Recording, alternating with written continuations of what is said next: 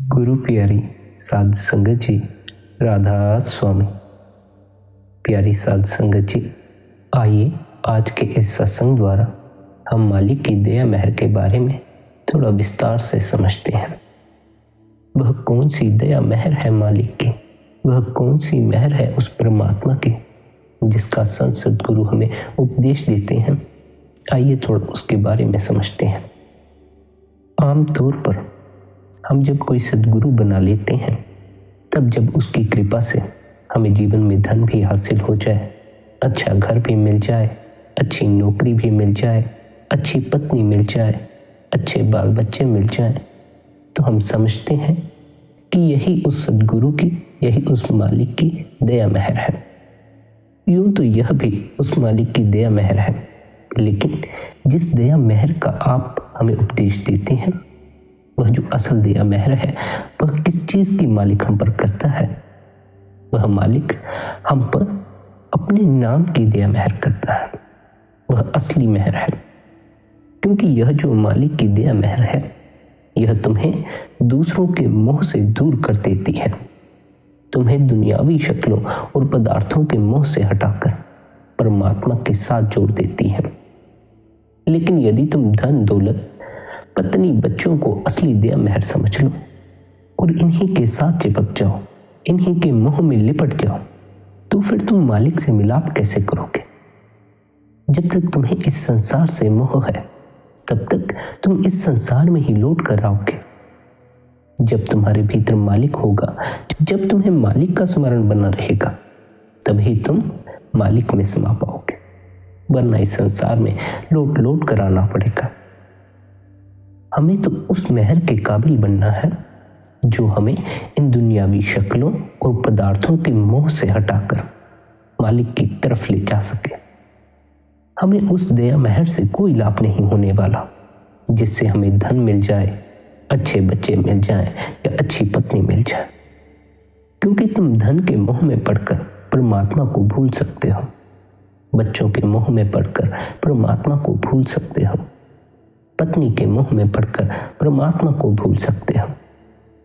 जब तक तुम यह चाहते हो कि मालिक तुम पर धन की मेहर करे, किसी ऊंचे ओहदे की मेहर करे, तब तक तुम मालिक से दूर होते जाओगे, क्योंकि तुम फिर इन्हीं के मोह में पड़ जाओगे और इन्हीं में तुम्हारा पूरा जीवन बीत जाएगा।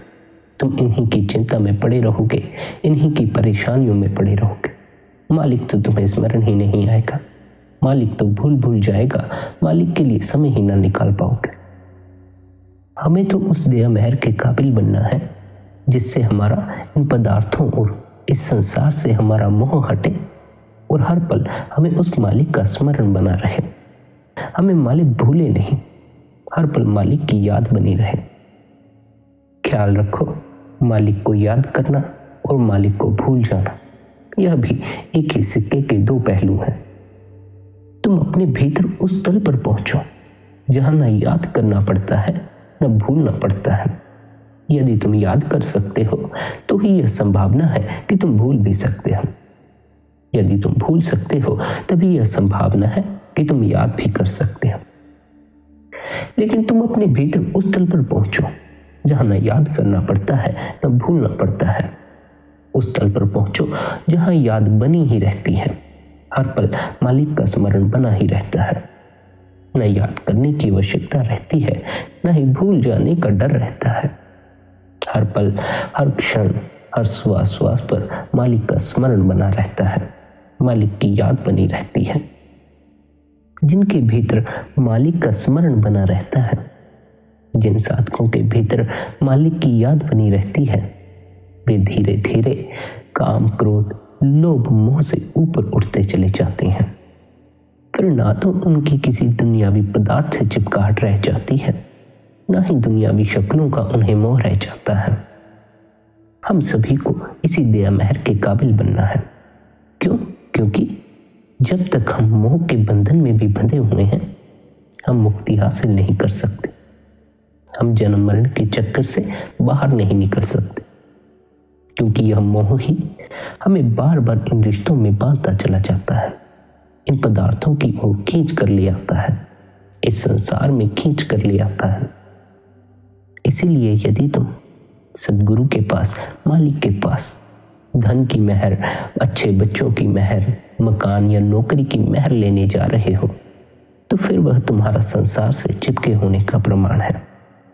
लेकिन आप हमें समझाते हैं कि हमें इस संसार से मुक्त होना है, हमें लौट लौट कर इस संसार में नहीं आना। पर हम चाहते हैं कि हम बार बार इस संसार में आए, इसलिए हम मालिक से भी धन की मांग करते हैं, घर बार की मांग करते हैं। मालिक ने हमें हाथ पैर बख्शे हैं, बुद्धि बख्शी है। हम यदि चाहें तो धन इकट्ठा कर सकते हैं, अच्छा घर बार बना सकते हैं, लेकिन हम प्रयास ही नहीं करते। हम यह भी मालिक पर छोड़ देते हैं। हम कहते हैं तुम हमें धनपति बना दो। तुम्हारे प्रयास के बगैर भला धन आएगा कहां से? तुम कहते हो संस्कारी बच्चे देना, भला तुम ही तो उन्हें संस्कार दोगे। तुम्हारे दिए हुए संस्कार ही तुम्हारे बच्चे में झलकेंगे। तुम मालिक से मांगो मत। मांगने का तो अर्थ हुआ कि तुम उसकी रजा से राजी नहीं हो, तुम उसके बाणे में रहना नहीं चाहते। तुम चाहते हो कि मालिक वह करे जो तुम चाहते हो, तुम वैसा नहीं चाहते जो मालिक करे। मालिक की रजा में रहना सीखो, मांग करना बंद करो, मालिक को बताना बंद करो कि तुम्हें क्या चाहिए। पहली तो बात कि वह सब जानता है तुम्हें क्या चाहिए और क्या नहीं चाहिए, लेकिन उसे यह भी पता है कि तुम्हारी भलाई किस में है और तुम्हारी बुराई किस में है। तुम्हें सब कुछ मालिक दे नहीं सकता। यदि सब कुछ देने लग जाए तो जरा सोचो तुम क्या ना मांगने लग जाओगे। अनेकों इच्छाएं लेकर बैठे हो, अनेकों कामनाएं लेकर बैठे हो, फिर तो तुम्हारी कोई मांग ही खत्म ना होगी। फिर तो तुम भला और बुरा भी ना देखोगे, बस मांगते ही चले जाओगे। यही कारण है कि हमारी हर मांग पूरी नहीं होती, क्योंकि हमारी नजर अभी बड़ी कमजोर है। लेकिन मालिक जानता है कि हमारे भले में क्या है, इसलिए वह वही करता है जो हमारे भले में होता है। और यदि तुम उस होने को अस्वीकार करके अपनी मांग आगे रखो तो तुम उसकी रजा से बाहर होते चले जाओगे। उसकी रजा में रहने का अर्थ है कि जो वह मालिक तुम्हें बख्शे तुम उसमें खुशी खुशी राजी होकर रहो। तुमने मन के पीछे लगकर भीतर इतनी कामनाएं, इतनी इच्छाएं इकट्ठी कर रखी हैं कि तुम उसकी रजा में राजी होकर नहीं रह पाते। अपनी इच्छा को पूरा करने की तुम्हारे भीतर इतनी तीव्रता है कि तुम उसकी रजा से बाहर निकलकर मांग करने लग जाते हो। ख्याल रखना, ये इच्छाएं, कामनाएं, वासनाएं मन के खेल हैं। जिस दिन तुम्हारा मन ठहर गया, जिस दिन तुम्हारा मन सिमट गया, उस दिन तुम पाओगे कि मांगने की कोई जरूरत ही नहीं थी। वह मालिक सब कुछ बख्श रहा है। लेकिन जब तक तुम मन के पीछे दौड़ते हो, जब तक तुम मन के कहे इच्छाएं करते चले जाते हो, कामनाएं करते चले जाते हो, तब तक तुम मांगते चले जाते हो। तब तक तुम्हें यह पता नहीं चलता कि मांगने की कोई जरूरत नहीं है, सब मिल रहा है। बस यह मन का सिमट जाना ही तुम्हें उस अनुभव में उतार सकता है जहां तुम मांगने से परे होकर उसकी रजा में रहने को राजी हो जाओ। उसकी रजा में रहने के लिए, मालिक के भाने में रहने के लिए यह आवश्यक हो जाएगा कि तुम पहले मालिक का अनुभव कर लो। चेहरा ना भी नजर आए, कम से कम हाथ तो नजर आए। इतना तो हो कि तुम विश्वास कर सको कोई है जिस पर तुम अपने आप को समर्पित कर सको, कोई है जिस पर तुम भरोसा कर सको और तुम्हें मांगने की आवश्यकता ना पड़े। और उस अनुभव के लिए हमें निरंतर वचनबंदगी करनी चाहिए।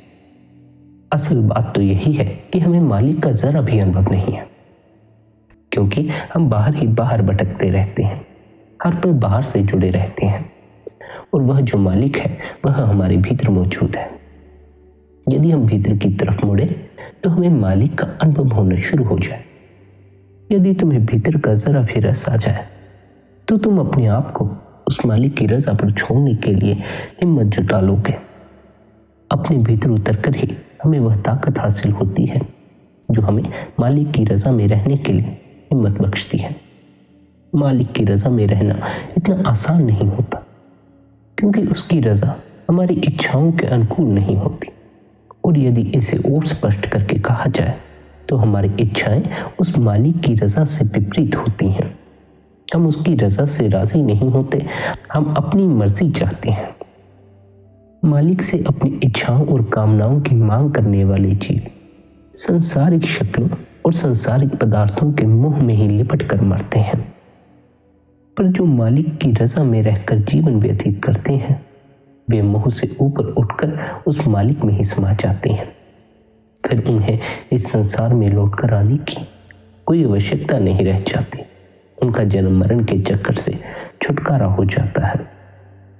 लेकिन जो हमारे जीवन में समस्या है वह इसी बात की है कि हम अमल नहीं करते। संत महात्मा तो हमें समझाते रहते हैं कि हमें मोह के बंधनों से ऊपर उठना है। मोह भी हमारे मोक्ष में बाधा बनता है। पर यदि हम अपने जीवन की तरफ गौर करें, अपनी तरफ गौर करें, तो क्या हम मोह के बंधनों से छूट पाए हैं? क्या हम मोह से ऊपर उठ पाए हैं? देखकर ऐसा नहीं लगता। हम मोह में लिपटे हुए हैं। कभी हमें बाल बच्चों का मोह पकड़े हुए है, कभी पति या पत्नी का पकड़े हुए है, कभी धन का पकड़े हुए है, कभी किसी ओहदे का पकड़े हुए है, कभी अपने मकान का पकड़े हुए है और कभी इस संसार का पकड़े हुए है। हम हर क्षण मोह में जी रहे हैं। हम मोह के लपेटे में आ गए हैं। अब मोह हमारा मालिक हो चुका है। हम मोह के मालिक नहीं रहे हैं। अब हम इतने मोह में पड़ चुके हैं कि हमसे अकेले रहा ही नहीं जाता। हमें अकेले बैठना ही नहीं आता। हमें चुप बैठना नहीं आता। हम इतना मोह में पड़ चुके हैं कि अब हमारा दूसरों के साथ ही दिल लगता है। दूसरे ना हो तो हम बेचैन हो जाते हैं। दूसरे ना हो तो हमारा दम घुटता है, क्योंकि कोई बात नहीं कर पाते, मौन नहीं बैठ सकते। हम दूसरे पर इतना निर्भर हो चुके हैं कि अब हमें अपने में कोई रस नहीं, अपने में कोई आनंद मालूम नहीं पड़ता। अपने आप के साथ आंखें बंद करके कुछ घड़ियां बैठ जाएं तो बेचैन हो जाती हैं। लेकिन दूसरे के साथ कितना ही समय बैठे रहें, हमें चैन मालूम पड़ता है। पर ख्याल रखना, यदि तुम्हें अपने साथ ही चैन नहीं मिलता, अपने साथ ही बेचैनी मालूम पड़ती है, तो दूसरे के साथ भी तुम ज्यादा समय तक चैन से नहीं रह पाओगे। क्योंकि कभी ना कभी तुम्हारे भीतर की बेचैनी बाहर आकर प्रकट हो ही जाएगी। कब तक भीतर अपनी बेचैनी को छुपाओगे? कब तक बाहर के झूठे चैन से अपने भीतर की बेचैनी को छिपाओगे? भीतर के चैन को उपलब्ध करोगे तो बाहर के किसी झूठे चैन की आवश्यकता नहीं पड़ेगी। फिर न दूसरों की आवश्यकता पड़ती है, न किसी पदार्थ की आवश्यकता पड़ती है, और न ही किसी अन्य चीज की आवश्यकता पड़ती है। तुम यदि भीतर से चैन हासिल कर लो तो बाहर की बेचैनी अपने आप ही दूर हो जाती है। और यह जो चैन, यह जो मस्ती, यह जो आनंद तुम्हें उपलब्ध होगा, यह तुम्हें अकेले में होगा। भीड़ में कभी भी कोई अनुभव नहीं हो पाता। भीड़ में कोई उपलब्धि नहीं हो पाती, क्योंकि भीड़ में तुम भीड़ के साथ ही हो लेते हो। भीड़ का भी तुम्हारे विचारों पर प्रभाव पड़ता है। यदि तुम्हें अपने अंतस में उतरना है तो तुम्हें अकेले होना ही पड़ेगा, अकेले में बैठना ही पड़ेगा। और ख्याल रखो, अकेले का भी अपना आनंद है, अकेले होने में भी अपनी मस्ती है। लेकिन वह अवस्था तभी हासिल होती है, वह मस्ती तभी हासिल होती है जब तुम भीतर से भी अकेले हो जाओ। ऐसा ना हो कि बाहर से तुम अकेले हो जाओ लेकिन भीतर वासनाएं मौजूद रहें, कामनाएं मौजूद रहें, इच्छाएं मौजूद रहें। फिर भी भीतर भीड़ ही रहेगी। जब तक भीतर भीड़ है तुम अकेले ना हो सको। हर प्रकार की भीड़ को भीतर से हटाकर अपने आप को उस शून्य में प्रवेश दिलाना है।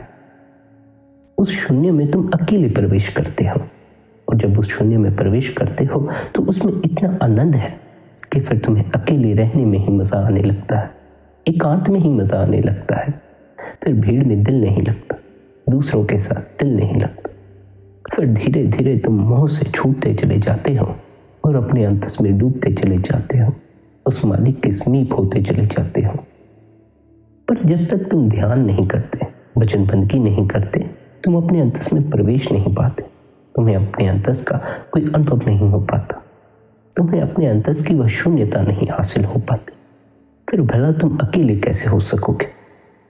जब तक तुम्हें अकेले होने में वह आनंद ही नहीं आया, अकेले होने में रस ही नहीं आया, तब तक तुम अकेले ना हो सकोगे, ध्यान में ना बैठ सकोगे, भजन बंदगी में ना बैठ सकोगे, दूसरों में ही उलझे रहोगे। दूसरों में ही तुम्हारा चित्त लगा रहेगा। दूसरों से तुम्हारा इतना मोह है कि दूसरों के बगैर अब तुम्हारा दिल ही नहीं लगता। अब तुम्हें अपने साथ कोई आनंद अनुभव नहीं होता, मात्र दूसरों के साथ ही तुम आनंदित होते हो, सुखी होते हो। शायद तुम भूल गए कि बचपन में हर बच्चा अपने आप में आनंदित होता है, उसे दूसरों की आवश्यकता भी नहीं होती। किंतु बड़े होते होते हमारे भीतर इतने पर्दे चढ़ते चले गए, हमारे मन पर इतने प्रभाव पड़ते चले गए, इतना भार पड़ता चला गया कि हमें उसका कोई अनुभव ही नहीं रह गया। हमें यह भूल ही चुका है कि कभी हम अपने आप में भी मस्त हुआ करते थे। कभी ऐसा भी समय था जब हमारा आनंद, जब हमारी मस्ती बाहर से नहीं जुड़ी थी, हमारे भीतर से जुड़ी थी। हम भीतर से अनुभव करते थे, पर अब हमें उसका विस्मरण हो गया है। हमें उसका स्मरण करना चाहिए। हमें फिर से अपने आप में वह मस्ती खोजनी चाहिए कि हमें दूसरों की आवश्यकता ना पड़े। जब तक हम दूसरों में उलझेंगे तब तक हमारा उनसे मोह भी मजबूत होगा। जब तक हम दूसरों में उलझेंगे तब तक हमें जीवन में कुछ परेशानियों का सामना भी करना होगा, क्योंकि दूसरों से जुड़े हो तो फिर दूसरे तुम्हें भला बुरा भी कह सकते हैं। और यदि तुम दूसरों से जुड़ते ही चले गए तो मोह और मजबूत होता चला जाएगा। फिर तुम मोह से छुटकारा न पा सकोगे, मोह तुम्हारा मालिक हो जाएगा। फिर तुम्हें उस मालिक की याद नहीं आएगी, बार बार इन सांसारिक पदार्थों और इन सांसारिक शक्लों की ही याद आती रहेगी। पूरा दिन तुम इन्हीं शक्लों और इन्हीं पदार्थों के पीछे भागते रहोगे। मालिक के लिए कोई समय न निकाल पाओगे, न ध्यान में बैठ पाओगे, न भजन बंदगी में बैठ पाओगे। तुम्हारा जो असल रिश्ता है वह उस मालिक के साथ है, लेकिन तुम इस संसार के रिश्तों से मोह लगा बैठते हो, इन्हें अपना समझ बैठते हो। फिर बाद में तुम ही शिकायतें करते हो कि कोई तुम्हारा अपना नहीं बना। फिर तुम शिकायत करते हो कि तुमने किसी के लिए इतना किया लेकिन उसने तुम्हारे लिए कुछ भी नहीं किया। लेकिन हम ईश्वर कभी गौर नहीं करते कि संत महात्मा कोई हमें आज नहीं समझा रहे हैं कि इस संसार में तुम्हारा कोई भी असल रिश्तेदार नहीं, तुम्हारा इस संसार में किसी से असल रिश्ता नहीं। तुम्हारा असल रिश्ता तो उस मालिक से है, पर हमने कभी उनकी बात सुनी ही नहीं। हम यहाँ के रिश्तों से ही मोह जोड़ते चले जाते हैं, हम यहाँ के रिश्तों में ही जुड़ते चले जाते हैं। बार बार हमें जीवन में धक्का भी लगता है। जिनसे हमारा मोह होता है वे ही हमें पीड़ा पहुंचा कर चले जाते हैं, लेकिन फिर भी हमें उस मालिक की कोई याद नहीं आती। फिर भी हम इन्हीं रिश्तों को अपने असल रिश्ते मानकर चलते हैं। फिर भी हम अपने मोह को बचा बचा कर रखते हैं। फिर भी हम इनके प्रति अपने मोह को कम नहीं होने देते। यदि हम बार बार अपने आप को सब जानते हुए भी मोह में धकेल रहे हैं तो फिर हमें यह सवाल नहीं उठाने चाहिए कि हमने किसी के लिए इतना किया और उसने हमारे लिए कुछ नहीं किया। हमने किसी से प्रेम किया और बदले में उसने हमसे प्रेम नहीं किया। पहली तो बात, हम यदि किसी के लिए कुछ कर रहे हैं, यदि आप किसी की सहायता करते हैं, किसी से प्रेम करते हैं, तब आपको बदले में मांग नहीं रखनी चाहिए। यदि तुम किसी से प्रेम करो लेकिन बदले में मांग करो कि वह भी तुमसे प्रेम करे, तो फिर यह प्रेम ही नहीं है। प्रेम में प्रेमी कभी मांग नहीं करते, प्रेमी तो इंतजार करते हैं। पर ख्याल रखना, वे इंतजार इसलिए नहीं करते कोई आए, वे तो मात्र अपना इंतजार करने का फर्ज पूरा करते हैं। तुम तो मात्र अपना फर्ज पूरा करो। दूसरे ने क्या किया, दूसरे ने तुम्हें बदले में प्रेम किया या नहीं किया, दूसरा बदले में तुम्हारे काम आया या नहीं आया, इसकी फिक्र तुम मत करो। ख्याल रखना, मालिक हर पल हमें देख रहा है। तुमने यदि किसी का भला किया तो मालिक को पता है तुमने किसी की भलाई की है, तुम्हें उसका फल अवश्य मिलता है। पर तुम्हें मालिक से कहाँ मतलब है? तुम्हें मालिक द्वारा मिलने वाले फल से कोई मतलब नहीं। तुम्हें तो मतलब है कि दूसरे ने तुम्हें क्या दिया, दूसरे ने तुम्हें बदले में वह दिया जो तुमने उसे दिया या नहीं, तुम्हें इस बात से मतलब है। इसीलिए आप हमें समझाते हैं कि हमें मोह करने की बजाय प्रेम करना चाहिए, क्योंकि प्रेम में हम आगे से मांग नहीं करते। प्रेम इतना पूर्ण होता है कि मांग करने की आवश्यकता ही नहीं रह जाती।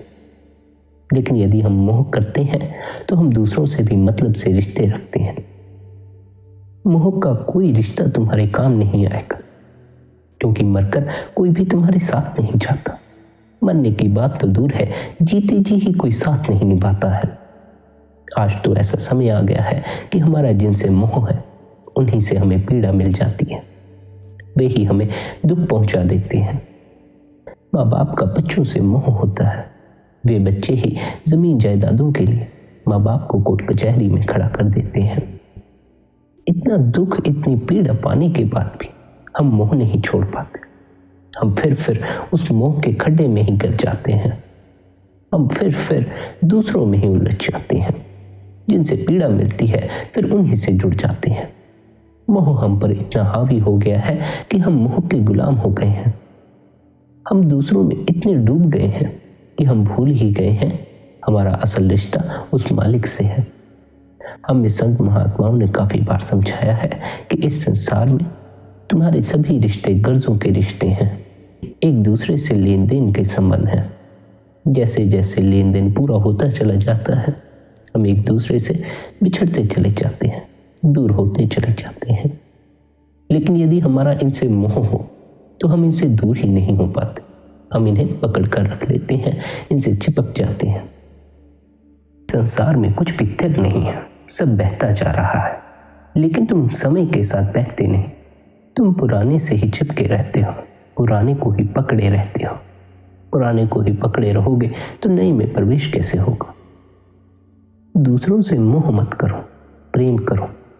और यदि मोह से बेलाग होना है तो निरंतर भजन बंदगी करो, निरंतर ध्यान में बैठो। मोह में फंसे रहे तो इस संसार में गोते खाते रहोगे। दूसरों के साथ मोह के साथ जीने की बजाय बेहतर होगा तुम दूसरों के साथ प्रेम से जियो। प्रेम से जियोगे तो प्रेम तो भरपूर होगा, लेकिन चिपकाहट नहीं होगी। मोह से जियोगे तो चिपकाहट तो बहुत हो जाएगी, लेकिन प्रेम नहीं रह जाएगा। फिर तुम कहोगे कि दूसरे ने तुम्हें पीड़ा पहुंचाई। स्वाभाविक ही पहुंचाएगा, क्योंकि मोह में प्रेम नहीं होता, मोह में मतलब होता है। और यदि तुम दूसरे का मतलब पूरा नहीं कर रहे तो फिर वह तुम्हें दुखी ही करेगा, परेशान ही करेगा। और यदि मोह के साथ जियोगे तो दूसरों को छोड़ ना पाओगे, दूसरों के बगैर जी ना पाओगे, दूसरों के बगैर तुम्हारा चित्त न लगेगा, दूसरों के बगैर तुम्हारा दिल न लगेगा। बार बार तुम दूसरों में ही भटकते रहोगे, दूसरों में ही उलझे रहोगे।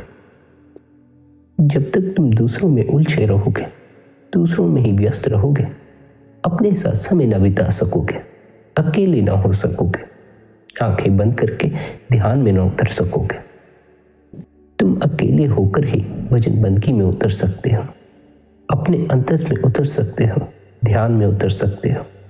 क्योंकि अभी तुम्हारा मन बाहर इतना भटकता है कि तुम भीड़ में मौजूद होकर या फिर दूसरे की मौजूदगी में भी ध्यान में न उतर पाओगे। जब तक तुम्हारा मन बाहर ही बाहर फैलता है, तब तक तुम्हारे पास एक व्यक्ति भी बैठा हो तो तुम भीतर की तरफ नहीं उतर पाते।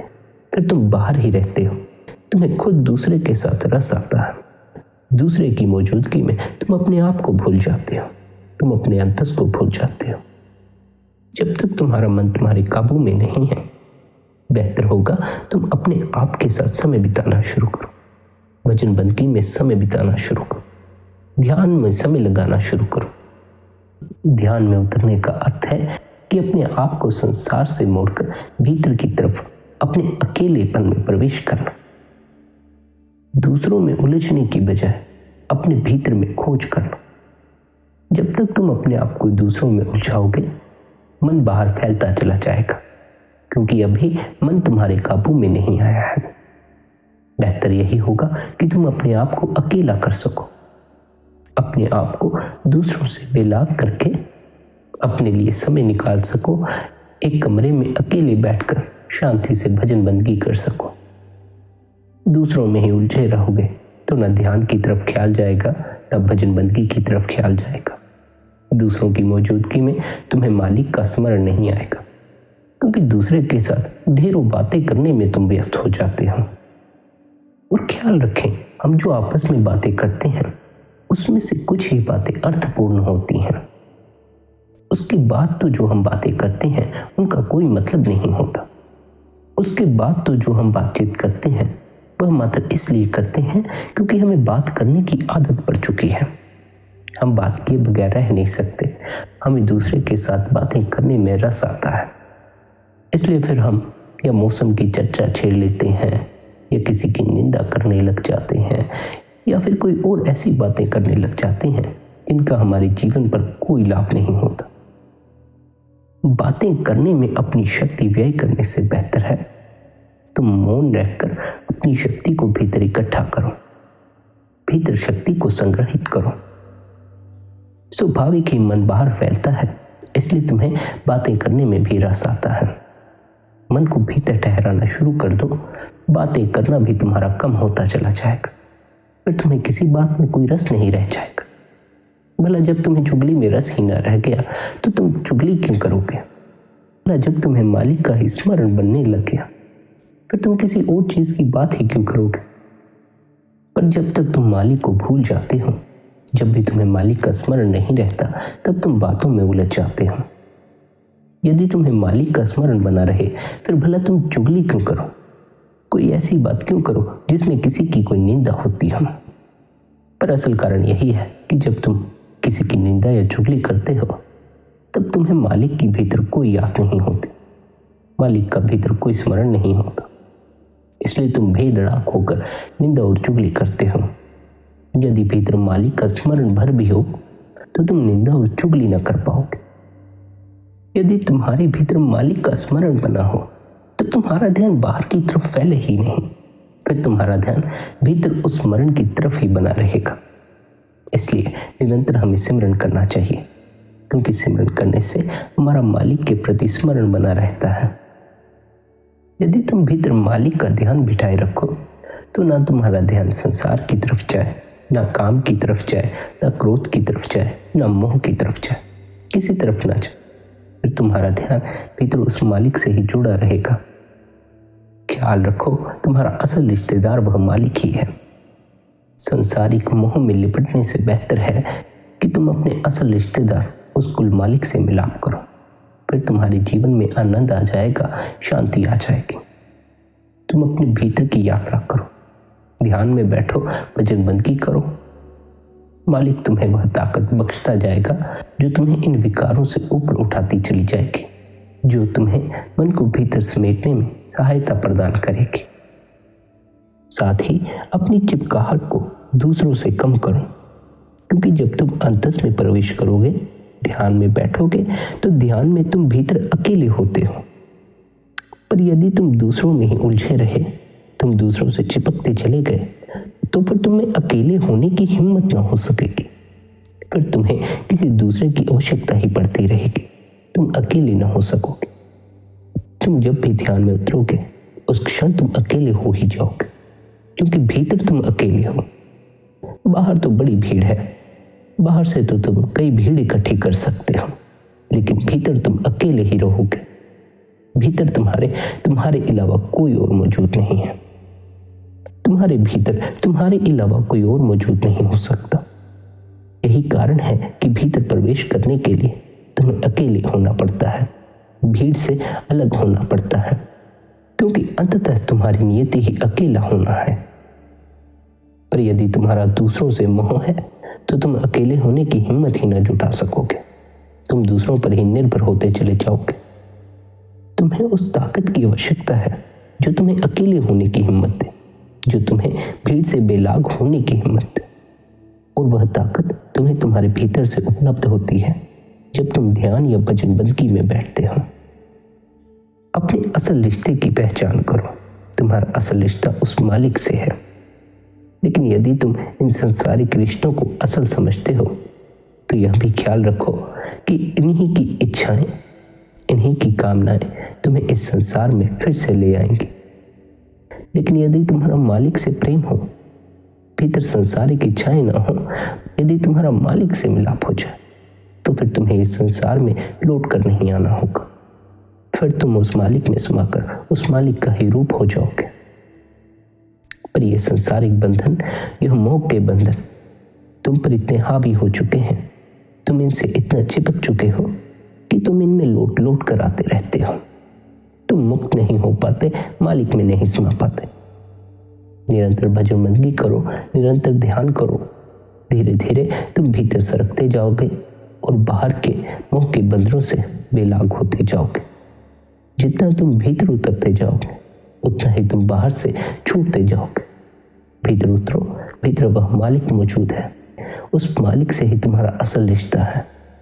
उससे अपने रिश्ते को जोड़ो, क्योंकि हमारा वही एक रिश्तेदार है जो हमें सुख पहुंचा सकता है, हमें आनंद पहुंचा सकता है।